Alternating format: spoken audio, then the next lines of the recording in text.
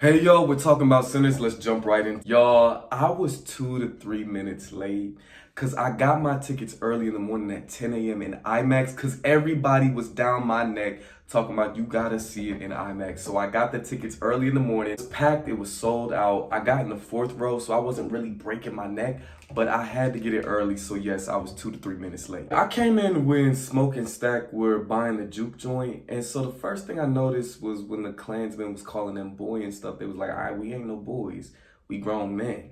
And you know what I love about them? They have these colors. Smoke is blue, Stack is red, and I love how Ryan Coogler really works with color. They're gathering all the people to make the juke joint, and they singing, they got Sammy doing a little something, something, and Perlene was messy.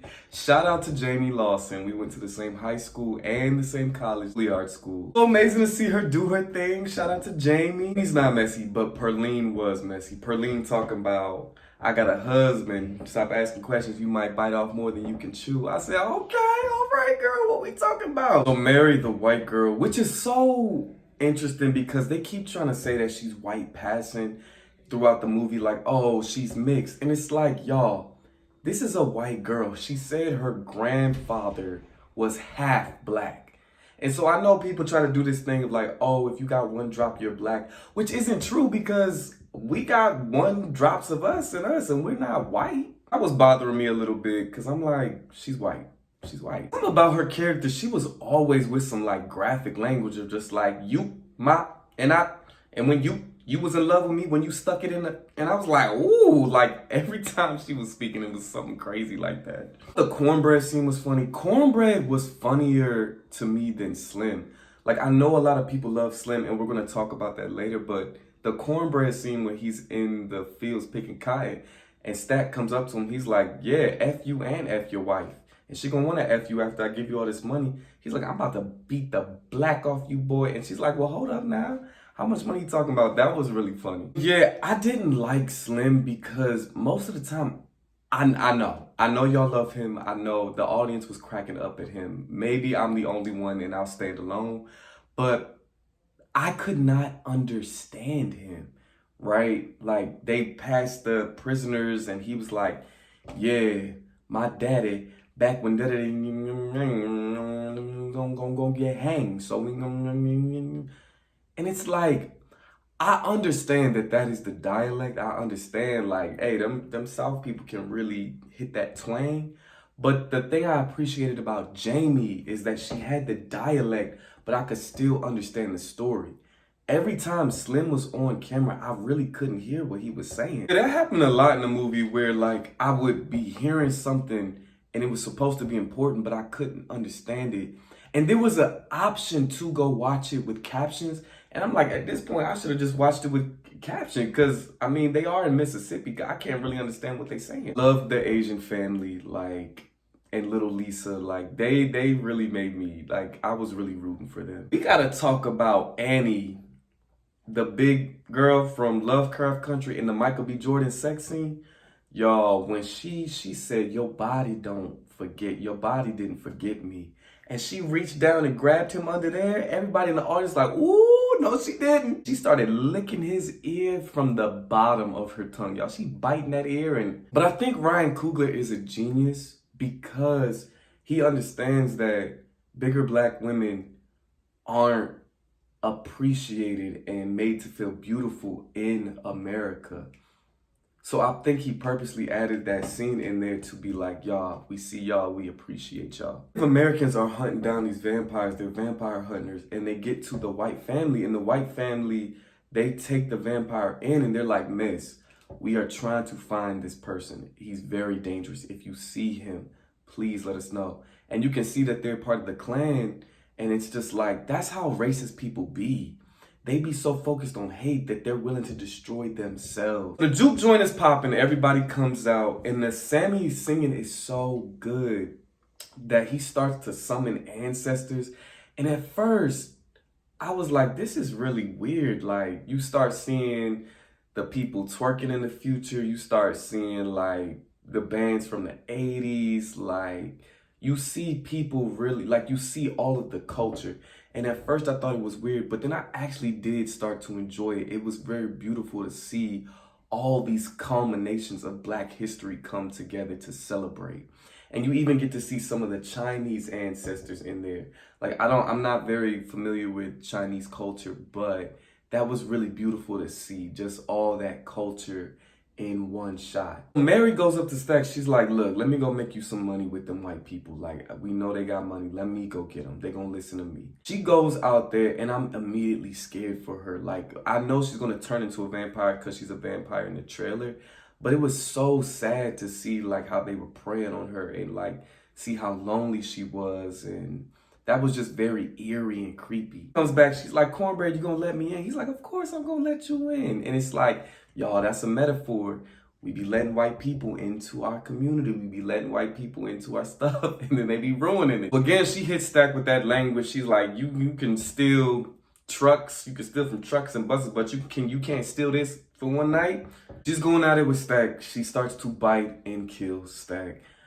Smoke comes and starts shooting her up. Everybody's gotta go. Stack is dead. Everybody's gotta go.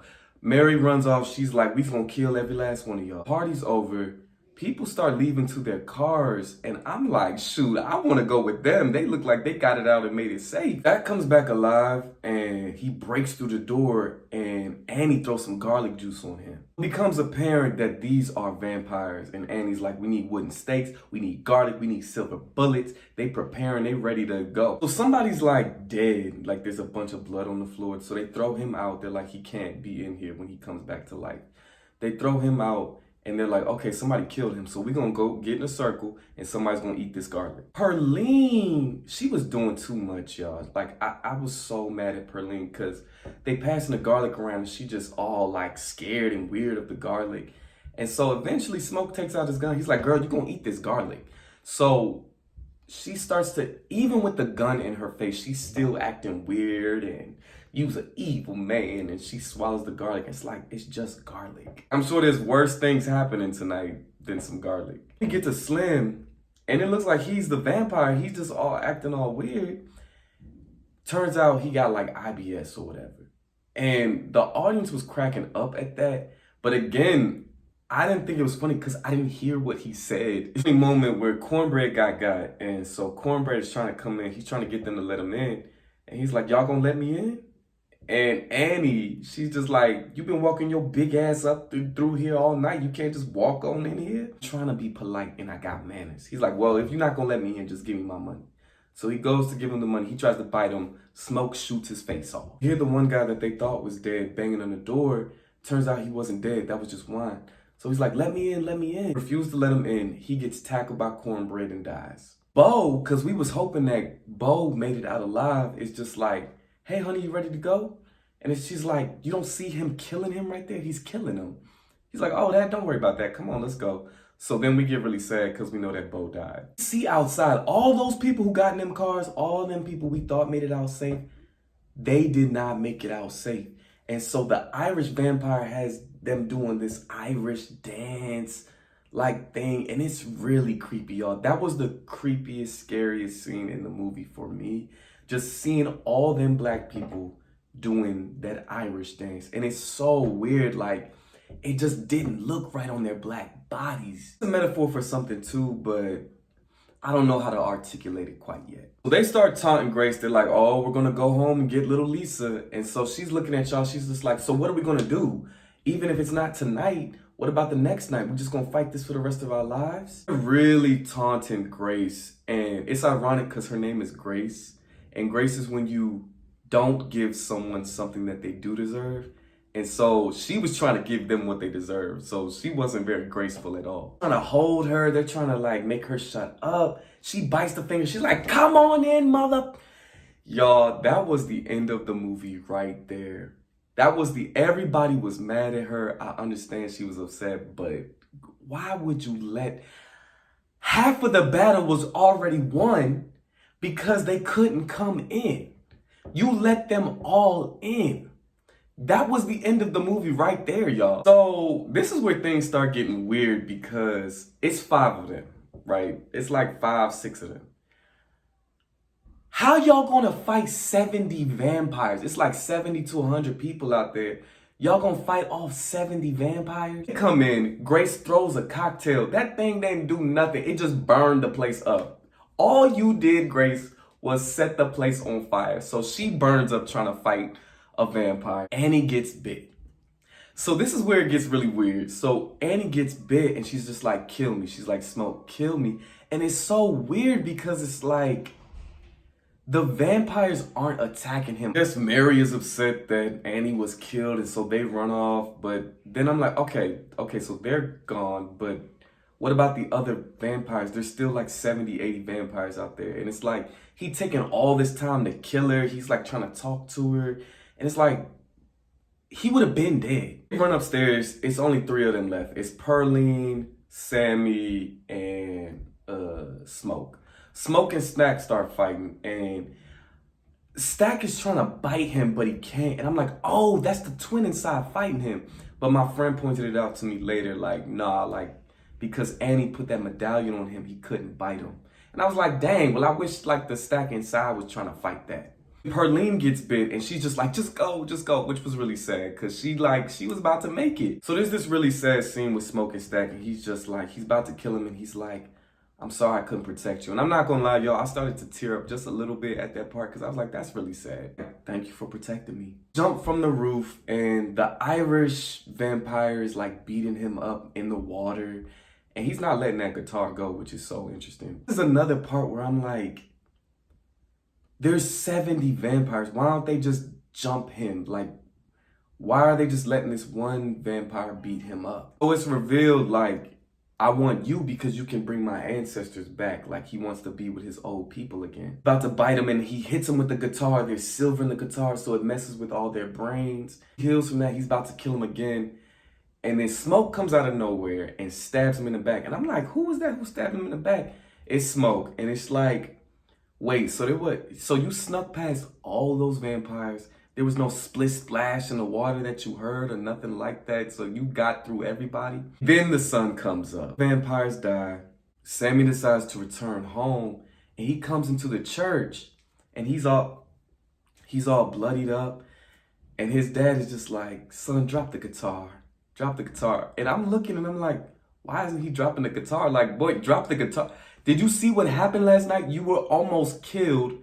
Everybody died. Just drop the guitar. I didn't understand it, y'all. I'm like, drop the guitar and get into church. That would scare me into church. He does not drop the guitar.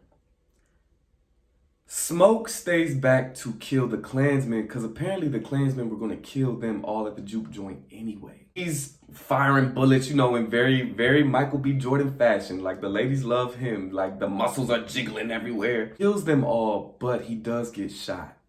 And so when he gets shot, he sees Annie and his daughter.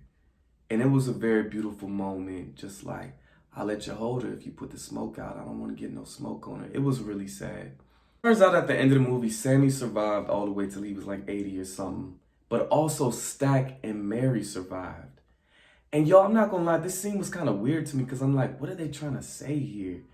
And so they're talking to him. And I'm like, wait, do they not want to kill him? Like, it just got a little confusing of like, how does being a vampire work? Like, are you so hungry that you kill anybody you see? Or like, how does you have control over it? At that moment, it felt like the movie was ending like 5 different times. And it was just like, okay, like, y'all, come on, wrap it up. But I guess they had that scene in there in case, you know, Ryan Coogler wants to make another a sequel to this. Y'all, it was a really good movie. I definitely give this movie an 8 out of 10. Even a 9 out of 10. I just love the originality, and that says so much to what the community is craving right now. We're tired of Kung Fu Panda 4. We're tired of Fast and Furious 13 goes to space. Hollywood, make something original. Ryan Coogler did this, and he showed blackness. Like, it was very beautiful. But there was ne'er one light skin in there, which is fine. Skins, we take up a lot of space, so I understand. It was a good movie, y'all, and we need to support movies like this so that we can get that originality thing, and especially with black people and black voices, and, you know, to see more black characters and more black fictional things. Y'all, it was great hanging out with y'all. Subscribe, and I'll see y'all soon.